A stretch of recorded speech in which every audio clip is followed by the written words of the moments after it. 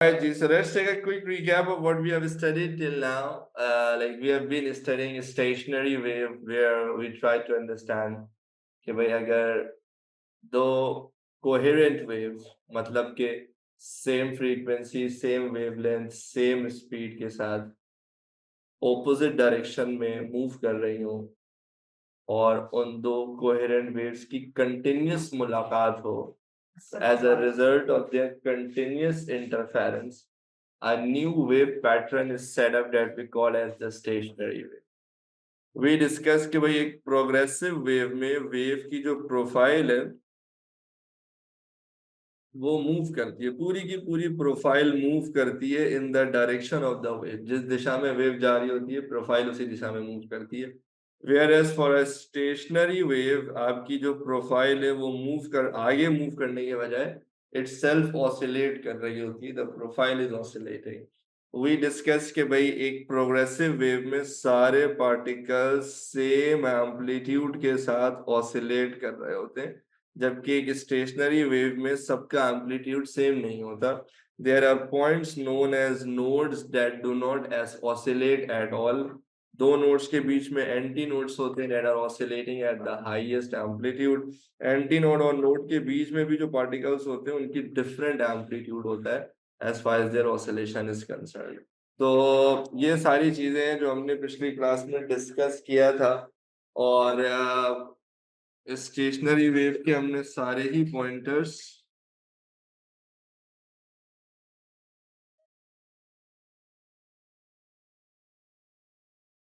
Example of stationary wave, ठीक है।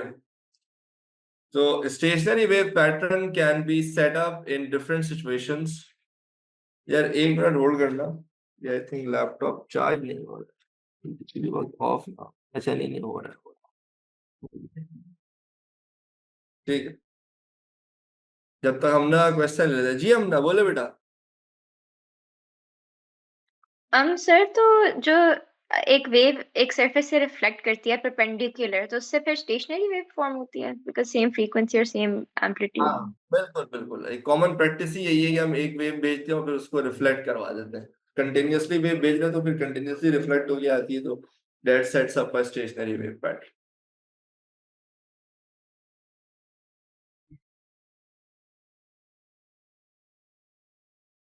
अच्छा भाई, तो पहली एग्जांपल है स्टेशनरी वेव या standing wave on a stretched string.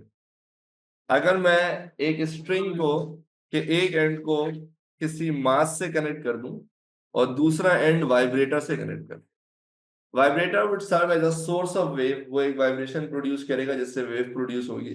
दूसरे एंड पे हमने अटैच किया हुआ है एक मास।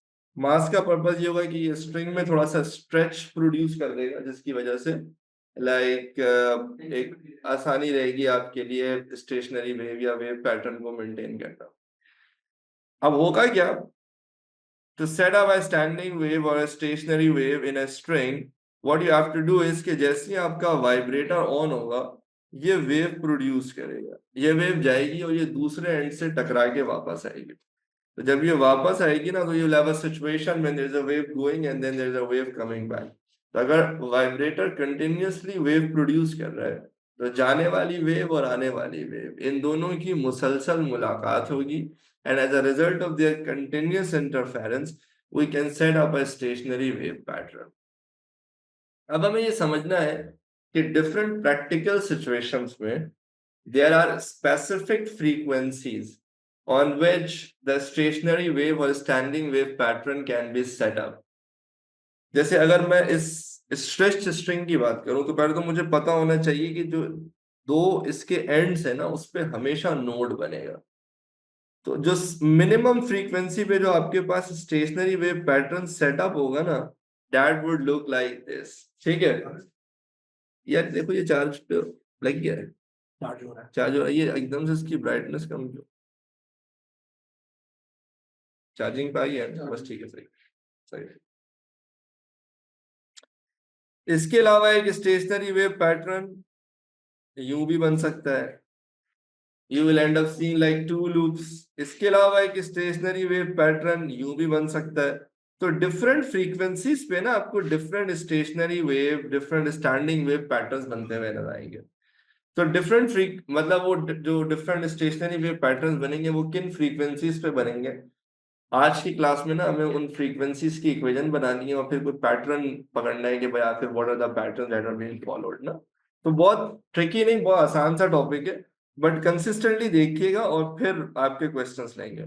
तो फॉर एग्जांपल अगर मैं फंडामेंटल फ्रीक्वेंसी निकालना चाहता हूँ, फंडामेंटल फ्रीक्वेंसी का मतलब होता है the minimum frequency at which you can set up a stationary wave pattern in any system। जैसे अगर आपके पास एक सिस्टम है ना स्ट्रेच्ड स्ट्रिंग का, तो इसमें वो मिनिमम फ्रीक्वेंसी जिस पे आप स्टेशनरी वेव पैटर्न सेट कर सकते हो वो हमें डिटरमिन करना है। तो उसके लिए हमें करना ये पड़ेगा कि भाई अज्यूम करो ये आपका स्ट्रिंग था, मैं इसको अलग से बना देता हूँ, और क्योंकि दोनों एंड पे आपको नोड चाहिए ना, तो the minimum frequency that you will set up ना वुड बी लाइक दिस, कि आपको एक लूप बनता हुआ नजर आएगा, सिंगल लूप। ये स्टैंडिंग वेव पैटर्न है जो आपको नजर आएगा। अच्छा आप देखिए इस स्टेशनरी वेव पैटर्न में आप इसको पहले तो अच्छी तरह से समझ लें, हमने बहुत बार इसको डिस्कस किया हुआ कि जो लूप्स का बनना है this is an illusion. In reality होता है क्या, you have a constructive interference then destructive interference then 1/4 of the time period के बाद दोबारा से कंस्ट्रक्टिव इंटरफेरेंस, और फिर ये पैटर्न इतनी तेजी से रिपीट हो रहा होता है कि एक इमेज आंख से जाती नहीं दूसरी आ जाती है, जिसकी वजह से you end up seeing all the images at once. तो आपको लूप जैसा नजर आना शुरू हो जाता है। लेट्स से आपके इस स्ट्रिंग की लेंथ है एल, क्या है, L is the length of the string. तो ये बराबर है लेमडा बाय 2 के। अब ये कैसे पता लगा कि सर ये लेमडा बाय 2 के बराबर है। सारे बहुत गौर से देखिएगा। एक चीज है कि भाई अगर आपके पास एक स्टेशनरी वेव है ना, तो उस स्टेशनरी वेव में this is one complete wavelength, ऐसा ही ना, ये है एक complete wavelength which is lambda, this is one complete wave. तो अगर मैं इसका आधा कर दूं तो that turns out to be lambda by 2, यहां से आधा लेमडा बाय 2 हो गया। आप आसानी के लिए याद रख लो कि भाई ये नोड है, ये नोड है, ये नोड है, ये नोड है, और दो नोड के बीच में क्या है, एंटी नोड। सबको याद आ रहा है? तो आप ऐसे ध्यान में रख लो कि बेटा दो नोड्स के बीच का जो डिस्टेंस है ना, the distance between two consecutive nodes is lambda by 2। क्या याद रखना है आपने, कि the distance between two consecutive nodes is lambda by 2। अच्छा, और अगर मैं इसका भी आधा कर दूं तो that would B lambda by 4। यानी एक नोड और एक एंटी नोड के बीच का जो डिस्टेंस होगा that would B lambda by 4। ये समझ लो आज के टॉपिक की सबसे इंपॉर्टेंट चीज है जो आपको ध्यान में रखना है, एग्जाम पर्सपेक्टिव से भी ये बड़ी इंपॉर्टेंट है। वो क्या कि the distance between two consecutive nodes is lambda by 2 and the distance between a node and an anti node is lambda by 4। क्या ये बात सबको याद रहेगी? वंस यू रिमेम्बर दिस, अब आप देख सकते हैं कि सर यहाँ पर मेरे पास दो नोड्स के बीच, यानी दो ही नोड्स है ना, तो दो नोड्स के बीच के डिस्टेंस को मैं बिल्कुल कह सकता हूं this is equal to lambda by 2। तो if the length is equal to lambda by 2 then lambda is equal to 2l, यानी ट्वाइस ऑफ द लेंथ। तो v equal F lambda, F as it is, lambda की जगह मैं लिख सकता हूं 2l। तो फ्रीक्वेंसी बराबर हो गई v अपॉन 2l के। तो इस पूरे आज के टॉपिक में हमें यही करना है कि डिफरेंट सिचुएशंस पर हमें पहले देखना है स्टेशनरी वेव पैटर्न क्या बन रहा है, फिर हमने उसमें जो लेंथ है उसको लेमडा की फॉर्म में निकालना है, और फिर v इक्वल एफ लेमडा में पुट करके फ्रीक्वेंसी की इक्वेशन बना देनी है। तो यहाँ पर जो frequency that turns out to be v upon 2l, this is called the fundamental frequency, यानी the minimum frequency at which you can set up a stationary wave pattern. इसे आप फर्स्ट हार्मोनिक भी कह सकते हैं। तो इधर you call it fundamental frequency और you call it the first harmonic, they both are the same thing. अब अभी जरा देखते रहिएगा।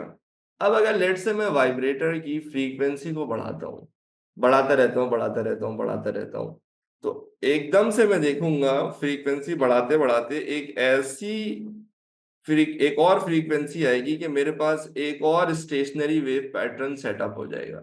बट अब की बार जो स्टेशनरी वेव पैटर्न मेरे पास सेटअप होगा ना, that would be having two loops with it. ये next possible stationary wave pattern है। पहला पॉसिबल स्टेशनरी वेव पैटर्न क्या था कि भाई आपके पास सिंपली एक सिंगल लूप आ रहा था। अब क्या आ गया, अब 2 लूप्स आना शुरू हो गए तो टेंशन की बात नहीं है। सर लेंथ हमने चेंज नहीं की, the length of the string is still L, and अब की बार ये बराबर है लैम्डा के। किसके बराबर है? लैम्डा के। वैसे भी नजर आ रहा है sir this is one complete wave, या मैं तो बोलता हूँ ज्यादा आसान, बस ऐसे याद रख लो कि नोड से node is lambda by 2, node से नोड इज लैम्डा बाय 2, तो lambda by 2 plus lambda by 2 क्या हो जाएगा? लैम्डा। समझ लो आप, तो अगर लेंथ बराबर है लेम्डा के फिर v इक्वल एफ लेम्डा। अब की बार आप इन प्लेस ऑफ लेम्डा क्या लिख दोगे? एल। तो f बराबर हो जाएगा v अपॉन एल के। अब f किसके बराबर हो जाएगा बेटा? v ओवर एल के।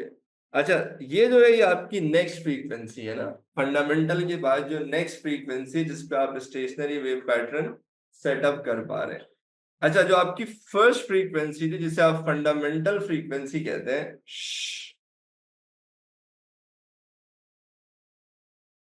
वो थी v अपॉन 2l। ठीक है, अब जरा गौर से देखिएगा, ये आपकी फंडामेंटल फ्रीक्वेंसी थी v upon 2l। Next frequency क्या है? v upon l।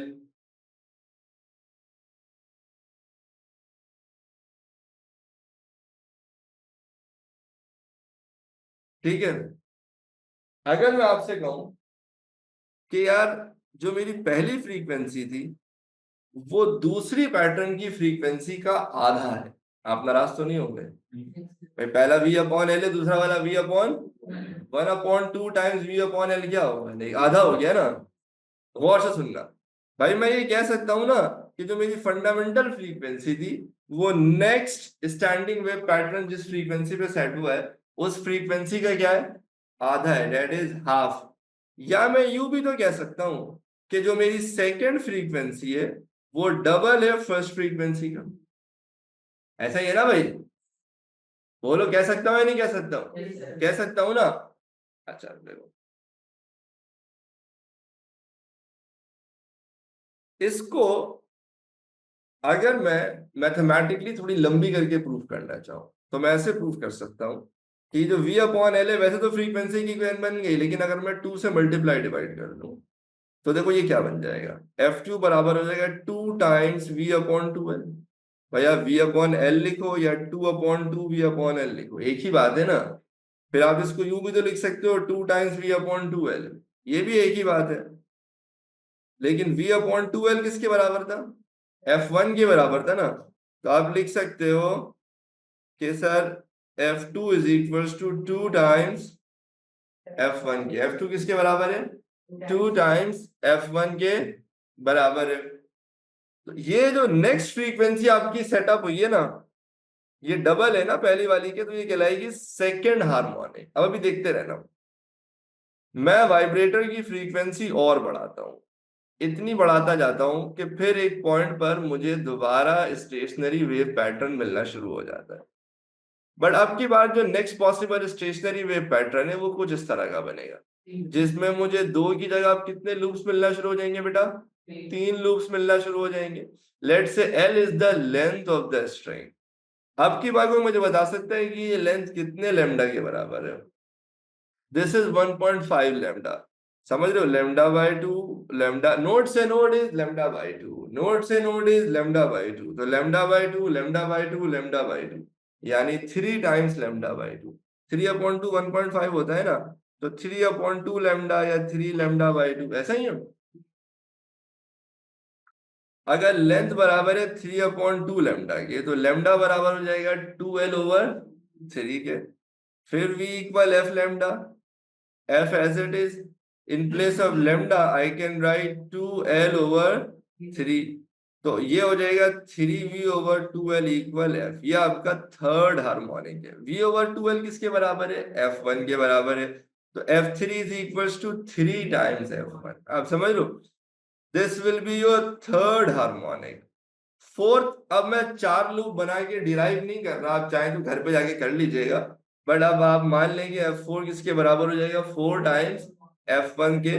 तो इन जनरल मैं आपसे कह सकता हूं fn is equals to n times f1 के। अब इसका मतलब समझेंगे सर, वो तो ठीक है, आप एक के बाद एक लूप ऐड करते जा रहे हैं और आप स्टेशनरी वेव बनाते जा रहे हैं। बट सर इसका मतलब क्या है? इसका मतलब ये है कि देखिए एक स्ट्रेस्ड स्ट्रिंग में जब आप स्टेशनरी वेव सेटअप करेंगे, when you set up a stationary wave in a stressed string, तो एक मिनिमम फ्रीक्वेंसी होगी जिस पर स्टेशनरी वेव पैटर्न सेटअप होगा। ओके, वो फ्रीक्वेंसी क्या कहलाएगी बेटा? फंडामेंटल फ्रीक्वेंसी कहलाएगी। लेट्स से 50 हर्ट्ज की फ्रीक्वेंसी पे एक स्ट्रिंग में स्टेशनरी वेव सेटअप हो गई, फंडामेंटल फ्रीक्वेंसी।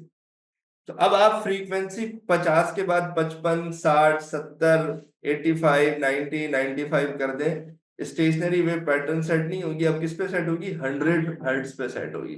फिर 120, 130, 133, 150, क्या कहते हैं, 135, 148 भी नहीं होगी। अब सीधा किस पे होगी? 150 हर्ट्ज पे होगी।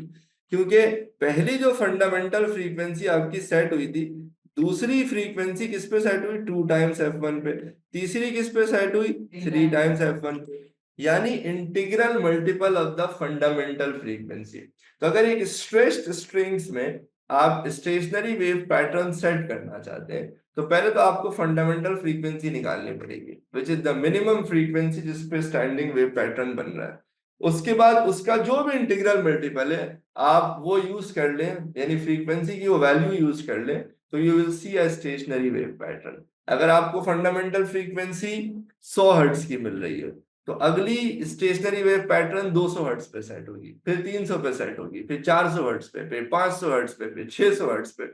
इसीलिए तो हम कहते हैं कि F N is equal to N times f1। कुछ लोगों ने अभी चैट में पूछा है कि सर हार्मोनिक का मतलब क्या होता है? बहुत सिंपल है, हार्मोनिक का मतलब ही इंटीग्रल मल्टीपल होता है। कि फॉर एग्जाम्पल दूसरी फ्रीक्वेंसी डबल हो गई ना पहली फ्रीक्वेंसी के, इसलिए उसको सेकंड हार्मोनिक कहते हैं। तीसरी फ्रीक्वेंसी ट्रिपल हो गई ना, तो वो थर्ड हार्मोनिक कहलाएगी।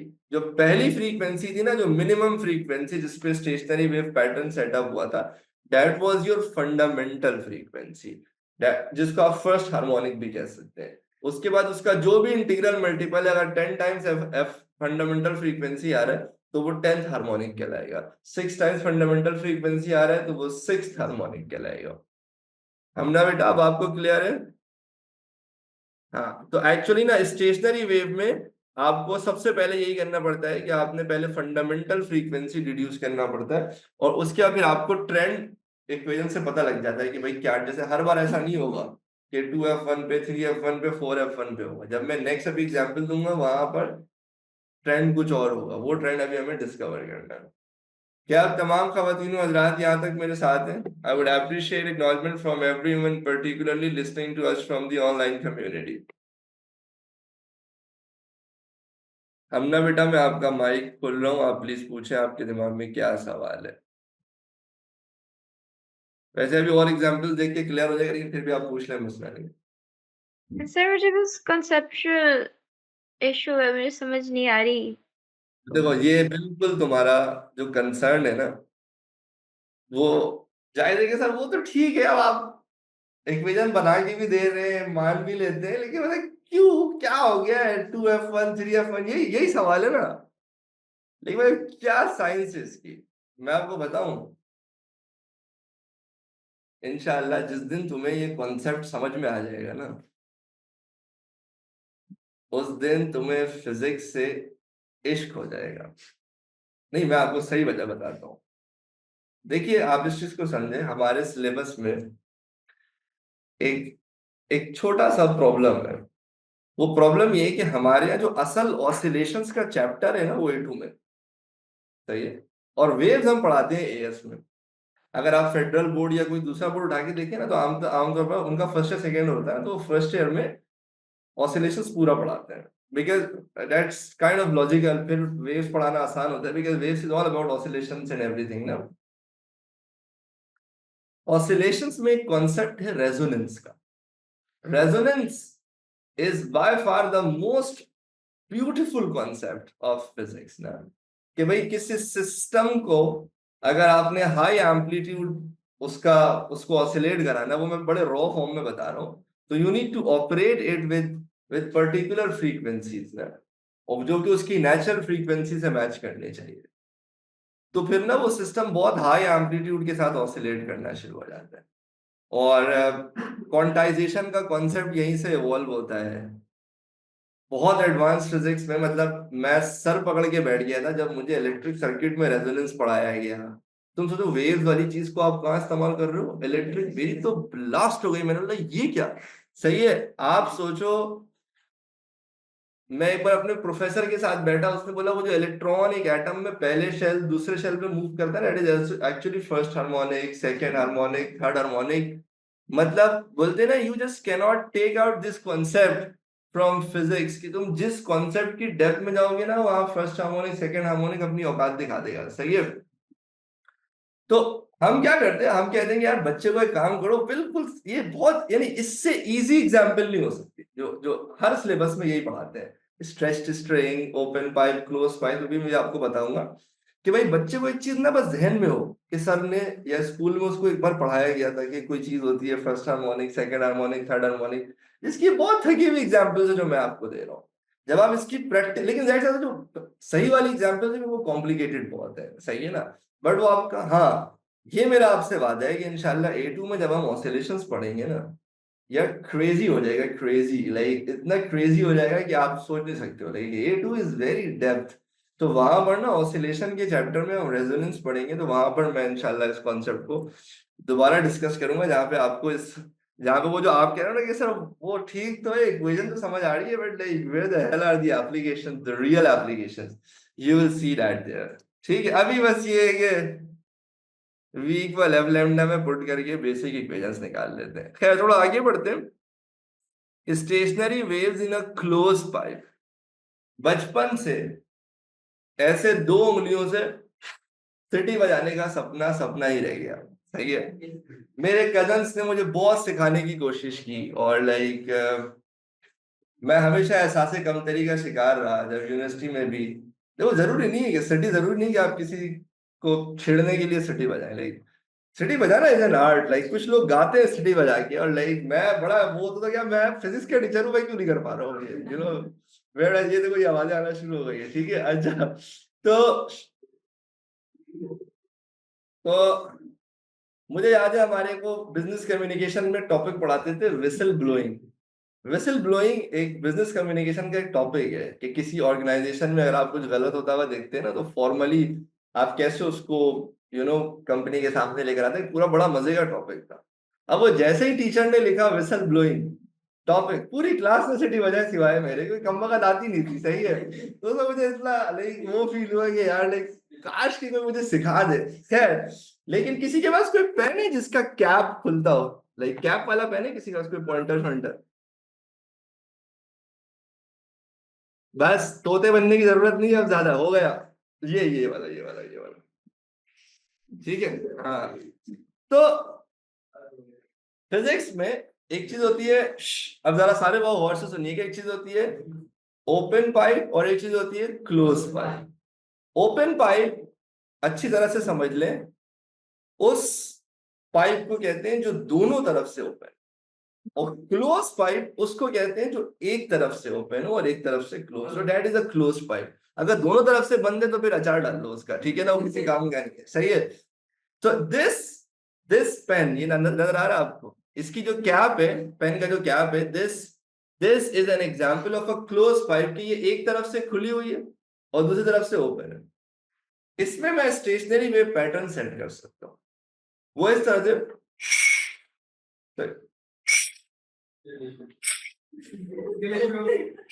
ये है, होता है कि you need a particular frequency, आपको एक मखसूस फ्रीक्वेंसी के साथ आपको क्या करना पड़ता है, सिस्टम को ऑपरेट कराना पड़ता है, तब सिस्टम एकदम से ना आपको रेजोनेट करता है और एक हाई एम्पलीट्यूड रिस्पॉन्स देना शुरू करता है ना।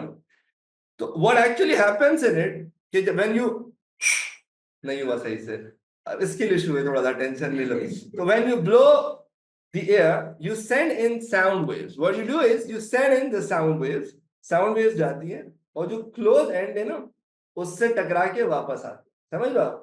तो you have a situation where there's a wave going in and there's a wave coming out, and then at particular frequencies you can set up a stationary wave pattern, you can set up a standing wave pattern. अब एक close pipe में एक चीज ध्यान में रखिएगा, let's say this is a close pipe, okay everyone, may I have some discipline please.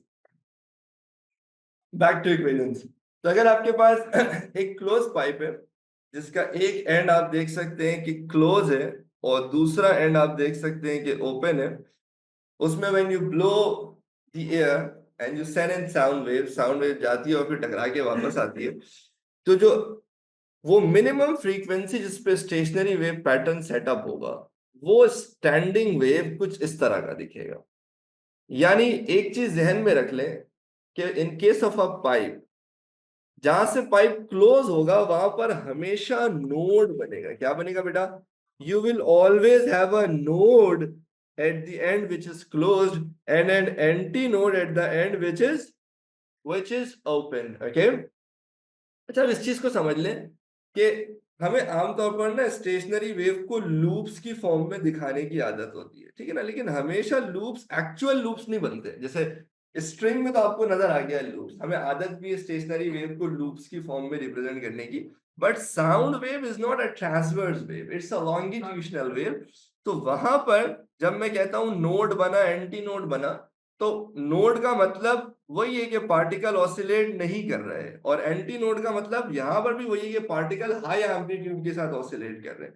So if you have an anti node here ना, so you see the particles are actually oscillating at a high amplitude, and if you have a node here then you can see that the particles are not oscillating at all। आप समझ रहे हो मेरी बात? But we need to understand कि because it's a sound wave, sound wave में particle की oscillation energy transfer के पैरेलल होती है। तो अगर फॉर एग्जांपल आपकी एक वेव यूं जा रही थी और दूसरी यूं आ रही थी, तो पार्टिकल की ऑसिलेशन भी क्या होगी उसके, अनलाइक ट्रांसवर्स, जैसे waves in a string was a case of a transverse wave, जहां पर लाइक वेव यूं जा रही होती थी और पार्टिकल्स यूं ऑसिलेट कर, इसलिए आपको मस्त लूप बनता हुआ नजर भी आ रहा होता था। साउंड में कद्दू नजर तो कुछ भी नहीं आएगा आपको, बट आपको विजुअलाइजेशन क्लियर होनी चाहिए कि उसमें जो पार्टिकल्स है वो कैसे ऑसिलेट करते हैं ना। So for example if one wave is going like this and the other is like this, so the particles are also oscillating parallel to it. तो जहां पर नोड है अगेन वहां पर there is no displacement, no amplitude, और जहां पर anti node है वहां पे particles are oscillating at the highest amplitude. So you need to remember a few important tips. Node is formed at the close end and anti-node is formed at the open end. ठीक है भाई? अच्छा अब यहां पर अगर मैं length, L is length of the tube, और मैं इस केस में मैं फिगर आउट करना चाहूं कि भाई ये लेमडा की फॉर्म में कितनी है, तो this has to be equal to lambda by 4। क्यों? मैंने आपसे क्या कहा था? नोड से नोड इज लेमडा बाय 2। मैंने आपसे क्या कहा था कि भाई नोड से नोड इज लेमडा बाय 2, और नोड से anti node is lambda by 4। तो इट्स फेयर टू से, क्योंकि यहाँ पे नोड है और यहाँ पर एंटी नोड है, तो इट्स फेयर टू से कि नोड से anti node is lambda by 4। अब बाकी वही है सर, चुप से v इक्वल लेफ्ट लेमडा लगाएंगे, पार्टी शार्टी कराएंगे। So if length is equals to lambda by 4, then lambda is equals to 4l. So f1 is equals to v over 4l. Okay, so this is the first harmonic or the fundamental frequency. याद रहे string के case में v over 2l थी आपकी fundamental frequency, यहां पर क्या आ रही है v over 4l। तो हर डिफरेंट सिस्टम की डिफरेंट फंडामेंटल फ्रीक्वेंसी की इक्वेशन हो सकती है, उसमें कोई प्रॉब्लम नहीं है। अब प्रॉब्लम क्या है? अब प्रॉब्लम ये है कि भाई नेक्स्ट, अब मैं जो साउंड वेव अंदर भेज रहा था इस क्लोज पाइप के केस में, और वो टकरा के वापस आ रही थी और फिर उनके इंटरफेरेंस से स्टेशनरी वेव पैटर्न बन रहा था, मैं उसकी फ्रीक्वेंसी ना बढ़ाता जा रहा हूँ। Okay, and I and up with a frequency जहां पर मुझे दोबारा एक स्टेशनरी वेव पैटर्न मिला। तो यहाँ पे ध्यान में रखिएगा जो नेक्स्ट स्टेशनरी वेव पैटर्न होगा that must look like this, क्योंकि देखिए ये हो नहीं सकता इस तरह से स्टेशनरी वेव यहाँ पे बन नहीं सकती। बोलो क्यों? क्योंकि सर ओपन एंड पे आपको हर हाल में क्या चाहिए? एंटी नोड चाहिए, और क्लोज एंड पे आपको क्या चाहिए? नोड चाहिए। ऐसा ही है? एक मिनट होल्ड कीजिएगा।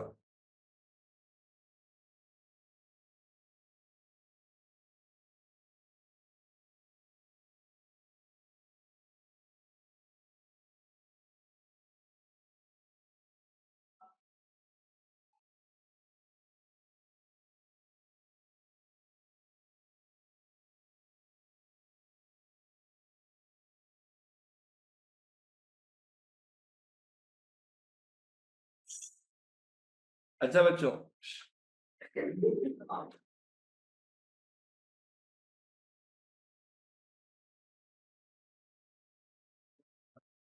अच्छा भाई देखो टेढ़े हो गए।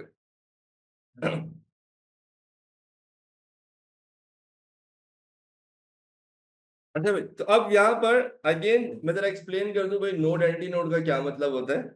नोड का मतलब particles are not oscillating at all and anti node का मतलब particles are oscillating with the highest amplitude. सही है भाई। अब this is the next possible standing wave pattern. अब देखो, जो जो मिनिमम फ्रीक्वेंसी होती है ना जिस पर you can set up a stationary wave, you call it the first harmonic और द फंडामेंटल फ्रीक्वेंसी। ऐसा ही है। वो आपका बेसिक टोन है। सही है। उसके बाद जो नेक्स्ट पॉसिबल होगा ना, उसे कहते हैं फर्स्ट ओवरटोन। क्या कहते हैं? यानी फंडामेंटल फ्रीक्वेंसी के बाद आप जिस भी फ्रीक्वेंसी पर स्टेशनरी वेव पैटर्न सेट होगी, that will be called the first overtone. क्योंकि ओवरटोन पहला है, समझ लो। एक तो आपकी बेसिक ट्यून सेट हो गई है ना, जिसपे आपने फंडामेंटल फ्रीक्वेंसी पे स्टेशनरी वेव पैटर्न बना दिया था। अब जिस फ्रीक्वेंसी पे स्टेशनरी वेव बनेगा, उसके बाद जो भी नेक्स्ट फ्रीक्वेंसी होगी, that will be called as the first overtone. सही है। अच्छा, करना क्या करना वही है सर, पहले निकाल ले लेंथ कितने लेमडा के बराबर है। अब की बार कोई मुझे बता सकता है कितने लेमडा के बराबर आ रही है बेटा? अब की बार आ रही है 3/4 लेमडा। समझ रहे हो? 0.75 लेमडा। आप एक सिंपल सा याद रखो, नोड से anti node lambda by 4, node से anti node lambda by 4, node से एंटी नोड लेमडा बाय 4। तो ये हो गया 3 टाइम्स लेमडा बाय 4, यानी 3/4 लैम्डा। ब्यूटीफुल। सही है। तो लैम्डा किसके बराबर हो गया? 4/3 L के। ऐसा ही है। V equal F lambda, F as it is. अब जो नई फ्रीक्वेंसी है वो F2 कहलाएगी, एंड दैट इज 4/3 L। तो F2 बराबर हो जाएगा, 3 उधर चला जाएगा, दैट विल बी 3V/4L। और V/4L किसके बराबर है बेटा? This is equal to first harmonic. तो अब देखो यहाँ पर सिचुएशन डिफरेंट है सर। स्ट्रेच डिस्ट्रिक्ट में क्या हो रहा था? F2 2F1 के बराबर था, F3 3F1 के बराबर था। तो यहाँ पे F2 2F1 के बराबर नहीं है, but rather this is equal to 3F1। आप समझ रहे हो मेरी बात? तो सर इसका मतलब this is going to be interesting. Sir यहाँ पे देखना होगा कि नेक्स्ट हार्मोनिक, नेक्स्ट ओवरटोन किस पे आके बन रहा है। ठीक है।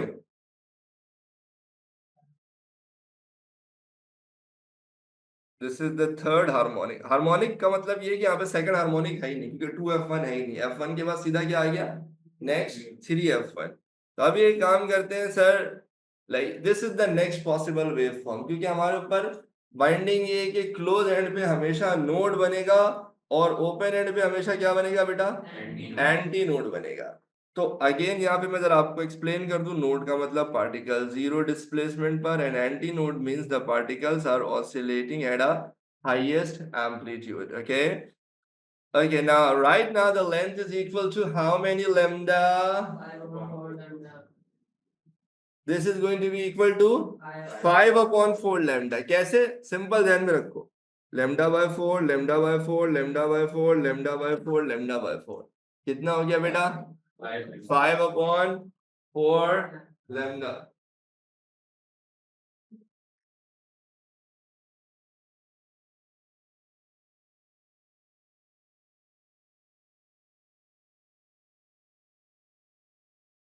अच्छा भाई, so this is going to be equal to 5/4 lambda। तो बेटा अब अगर यहाँ पे मैं लेमडा निकालू, तो this is going to be 4/5 L। ऐसा ही है ना? तो V equal F lambda, this is the third harmonic, वो this is the third frequency. Okay, third standing wave pattern. Lambda की जगह हम क्या लिख सकते हैं भाई? 4L/5। तो F3 हो जाएगा 5/4 V/L, या 5V/4L। And v over 4l किसके बराबर था? फर्स्ट हार्मोनिक के बराबर था। इसके मतलब सर यहाँ पे the pattern is interesting. Your fundamental frequency was v over 4l, then your second frequency was at which the standing wave pattern was set up was 3 times the fundamental frequency. Your third stationary wave pattern was set up at 5 times the fundamental frequency. So अगर मैं इस pattern को continue करूं तो कोई बता सकता है F4 क्या होगा? 7 टाइम्स F1, F5 क्या होगा? 9 F1, F6 क्या होगा? 11 F1।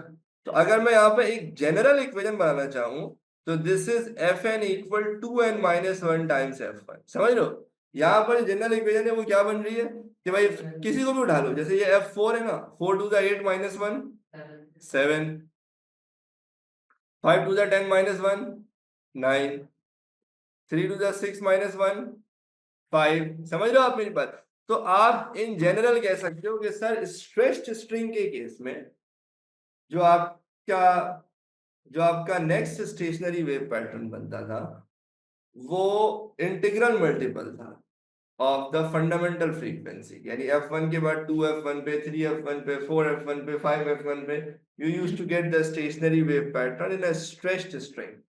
लेकिन सर अगर हम बात करें एक क्लोज पाइप की तो वहां पर फर्स्ट हार्मोनिक के बाद सेकंड हार्मोनिक एग्जिस्ट नहीं करेगा, बल्कि सीधा थर्ड हार्मोनिक सपोर्ट होगा, फिर फोर्थ हार्मोनिक सपोर्ट नहीं होगा, सीधा फिफ्थ हार्मोनिक सपोर्ट होगा। यानी अगर फॉर एग्जांपल आपकी फंडामेंटल फ्रीक्वेंसी स्टेशनरी वेव पे सेट हुई थी एज 100 हर्ट्ज, तो अब 200 हर्ट्ज पे नहीं बल्कि 300 हर्ट्ज पे next stationery wave pattern set होगा, फिर 400 में नहीं बल्कि 500 हर्ट्ज पे next stationery wave pattern set होगा, फिर 600 पे नहीं बल्कि 700 हर्ट्ज पे स्टेशनरी वेव पैटर्न सेट होगा।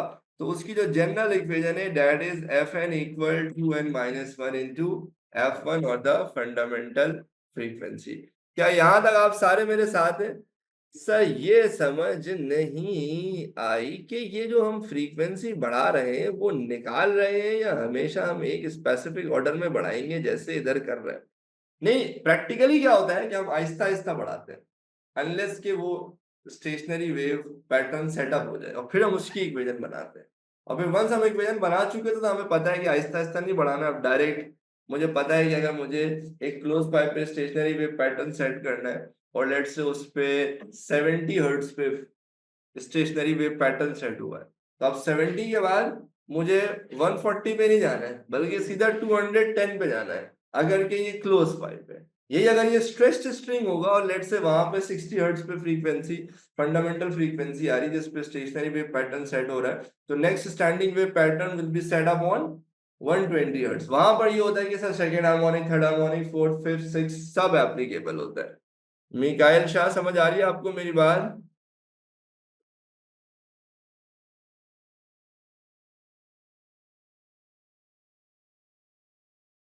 Fn का मतलब सिंपली कि अब आपका जो नेक्स्ट फ्रीक्वेंसी है जिस पे आप स्टेशनरी वेव पैटर्न सेट कर सकते हैं वो हमेशा फंडामेंटल फ्रीक्वेंसी की में ही निकालते हैं। जी हम ना बोले बेटा, I just unmute your mic. Sir आपने फंडामेंटल फ्रीक्वेंसी के अंदर फॉर्मूला लिखवाया था, उसके अंदर what does n stand for? What does stand for? n stand for? जी। देखिए n का मतलब सिंपली nth ऑर्डर है, यानी फॉर एग्जांपल जो आपका फर्स्ट स्टेशनरी वेव पैटर्न पड़ा है ना वो F1 हो जाएगा। n की वैल्यू जब 2 होगी तो this is the second possible standing wave pattern, n की वैल्यू 3 होगी तो this is the third possible stationary wave pattern, और ये सब इंक्रीजिंग फ्रीक्वेंसी के ऑर्डर में होगा। समझ रहे आप? जी।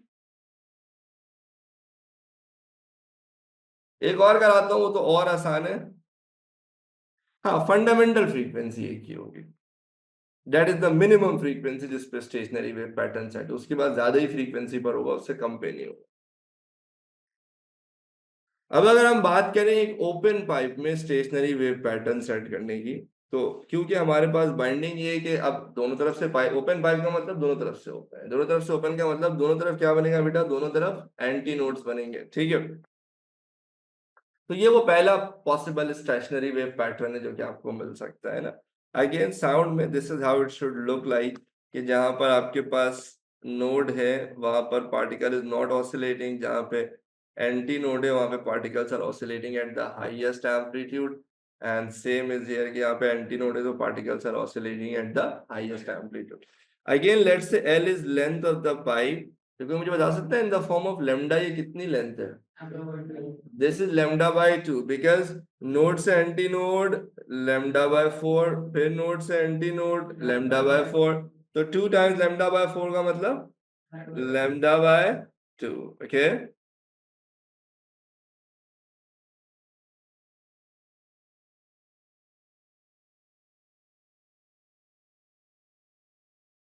V equal f lambda, इसकी सारी इक्वेशन वही बनेंगी जो स्ट्रेस्ड स्ट्रिंग की इक्वेशन बन रही थी, लेकिन फिर भी बना के देख लेते हैं। तो लेमडा की जगह मैं सिंपली लिख सकता हूँ 2l, तो यहाँ पे f बराबर हो गया v over 2l। This is your fundamental frequency और द फर्स्ट हार्मोनिक। फिर जो next possible stationary wave pattern बनेगा वो अब ये बनेगा, बिकॉज आपको दोनों तरफ एंटी नोड चाहिए ना। अब की बार कोई मुझे बता सकता है लेंथ किसके इक्वल है, कितने लेमडा के बराबर है? 4 टाइम्स लेमडा बाय 4। देखिए नोड से anti node lambda by 4, node से anti node lambda by 4, lambda by 4, lambda by 4, 4 times lambda by 4 का सिंपली मतलब क्या हो गया, लेमडा, समझ रहे हो ना, 4 टाइम्स लेमडा बाय 4 का क्या मतलब हो गया, लेमडा, ओके। अब यहाँ पर जो नेक्स्ट स्टैंडिंग वेव पैटर्न बनेगा वो हो जाएगा v equal F lambda, lambda की जगह मैं सिंपली l लिख सकता हूँ, और फिर वही होगा f equal v over l, फिर मैं वही 2 से मल्टीप्लाई डिवाइड करूंगा, तो ये 2 टाइम्स v अपॉन 2l, तो this is 2 times the fundamental frequency यानी 2 टाइम्स f1। तो ये आपका कहलाएगा सेकेंड हार्मोनिक। यहाँ पर आपको तीसरा हार्मोनिक बना देते हैं, फिर कंक्लूड भी कर देते हैं, ये इतना ट्रिकी नहीं है। अगर मैं third next stationery wave pattern बनाऊंगा तो this is how it should look like, because again दोनों ओपन एंड पे आई नीड एंटी नोड्स। याद होगा बता लेंथ लेमडा की फॉर्म में कितनी होगी सर, अब हो जाएगा lambda by 4, lambda by 4, lambda by 4, lambda by 4, lambda by 4, lambda by 4, यानी 6 टाइम्स लेमडा बाय 4, मतलब 3 अपॉन 2 लेमडा। समझ रहे हो आप मेरी बात? तो this is going to be equal to 3 upon 2 lambda, तो लेमडा हो जाएगा 2l ओवर 3 के v equal f lambda, lambda is 2l over 3, so 3v over 2l is f, यानी कि फंडा next frequency, and v over 2l is fundamental frequency. तो यहाँ पे भी सर वही रूल है कि fourth harmonic will be 4 times f1, fifth harmonic will B 5 times f1, so nth harmonic will B n times f1। तो sir समझने की जरूरत ये है कि आपके स्ट्रेस्ड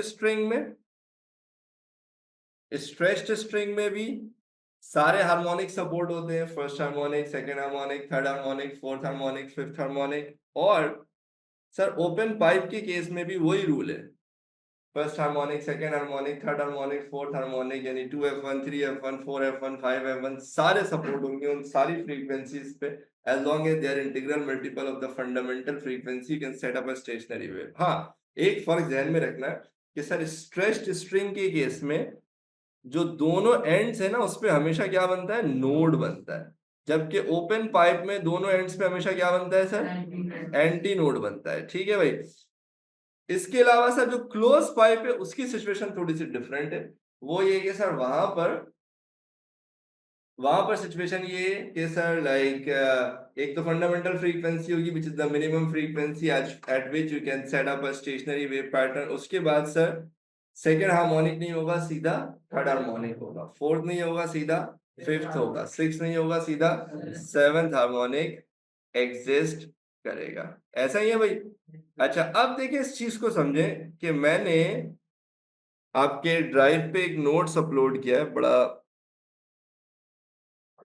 वो ये कि भाई, एक तो ये सारे नोट्स मैंने अपलोड कर दिए हैं जो टेक्निकली मैंने अभी आपसे डिस्कस किया, हो तो आप देख ही लीजिएगा। उसके अलावा ना मैंने पूरे नोट्स भी अपलोड कर दिए, अगर कोई पूरा रीड आउट करना चाहे ना स्टेप बाय स्टेप, और वर्ड एग्जांपल्स वगैरह और भी देखना चाहे, तो वो कश्मीर डे को छुट्टी थी तो मैंने बैठ के ना सारे एक्सट्रैक्ट कर दिए। बस एक छोटी सी चीज और रह गई है जो हमें डिस्कस करने की जरूरत है, वो ये है कि देखिए बेटा, एग्जाम में अक्सर ये क्वेश्चन पूछते हैं कि एक एक मिनट, जो पहले जरा देखते हैं किसी दोनों के सवाल पर।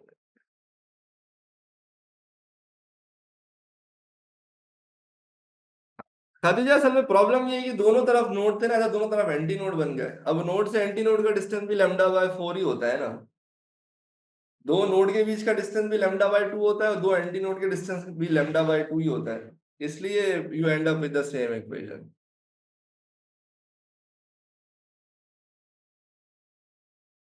मिकाइल, तुम्हें नेक्स्ट पॉसिबल बना बना के देखना पड़ेगा।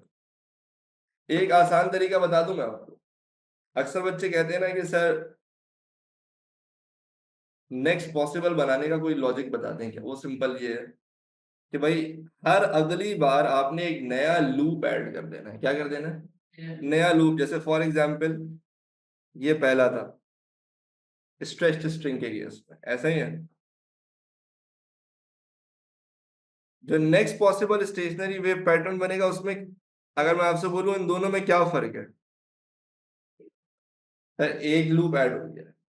उसके बाद नेक्स्ट पे सर फिर एक और लूप, एक और लूप ऐड होने का मतलब ये, यानी अगर आप अगले वाले को और पिछले वाले को कंपेयर करेंगे ना तो आपको एक लूप एक्स्ट्रा नजर आएगा पिछले के मुकाबले में, ऐसा ही है। ये सब पे एप्लीकेबल है। जैसे फॉर एग्जांपल अगर तुमने क्लोज पाइप बनाया है, ठीक है,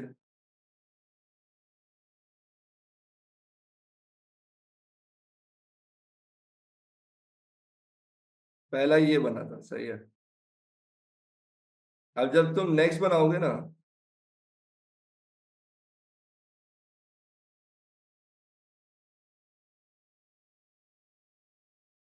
तो टेक्निकली ये एक लूप ऐड हो गया ना। भाई ये तो पहले भी था ना, देखो ये तो पहले भी था, ये अभी भी है, बस एक लूप एक्स्ट्रा आ गया। ये तो पहले भी था, उसके अगले में वो है, साथ में एक लूप क्या आ गया, एक्स्ट्रा आ गया। बिल्कुल वैसे यहाँ पर देखो, ये तो पहले ही था, अभी भी है, ये एक लूप एक्स्ट्रा ऐड हो गया। समझ रहे हो आप?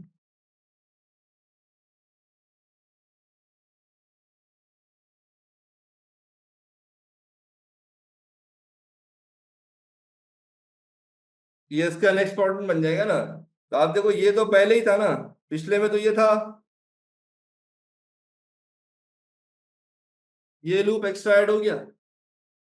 समझ रहे हो आप मेरी बात?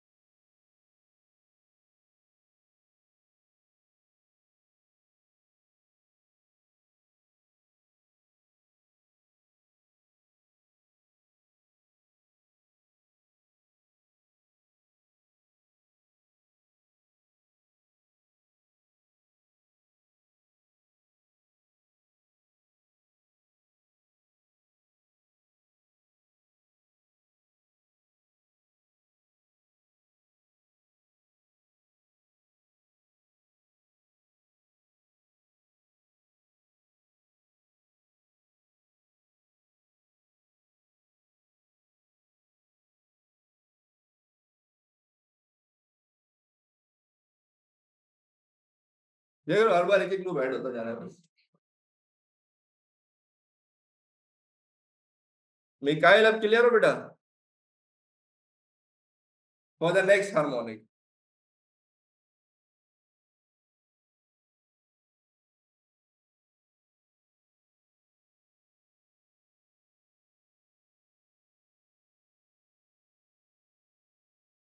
चलो फिर 3-4 मिनट रह गए, ये वाली एग्जांपल नेक्स्ट क्लास में डिस्कस कर लेंगे और पोलराइजेशन डिस्कस कर लेते हैं।